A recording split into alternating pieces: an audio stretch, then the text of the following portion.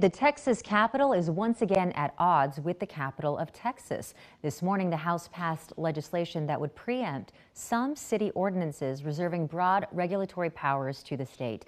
Top Republicans pitch it as a way to make doing business easier across city limits. But the cities say it pushes the boundary of the legislature's own limits. Capitol correspondent Ryan Chandler breaks it all down.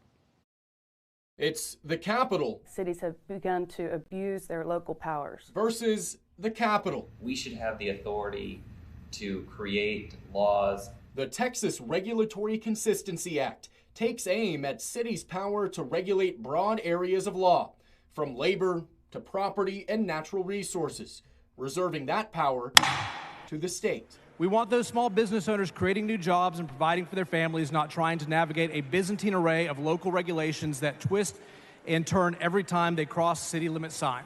Business groups say the bill will make life easier for small business owners. Say they're based in Round Rock. They're a plumbing company. They go into Round Rock, Cedar Park, Leander, Liberty Hill, Austin, Buda, Kyle.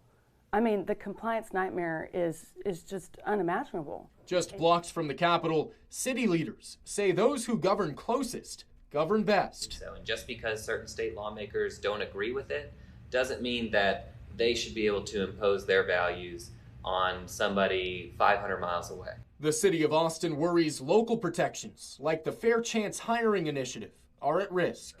We as a community have decided that we think it's important for individuals to have the best opportunity to gain employment if they have a criminal history. And that's something that the state is trying to take away. There will be 92 ayes and 55 nays.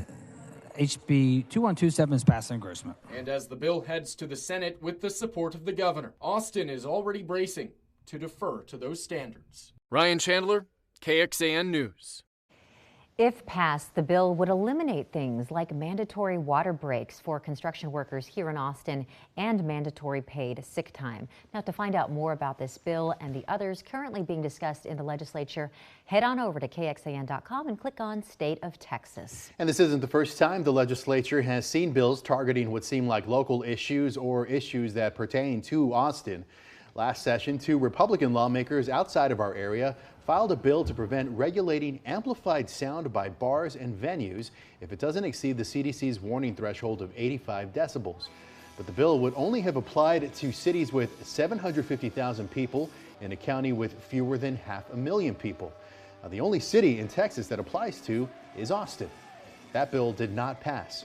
Now, one that did become law in 2017 restricts city tree removal policies.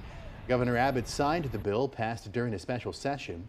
Before he became governor, Abbott was asked to replant trees on land he owned in Austin by the city. He would later publicly complain about the city policy regarding trees in Austin.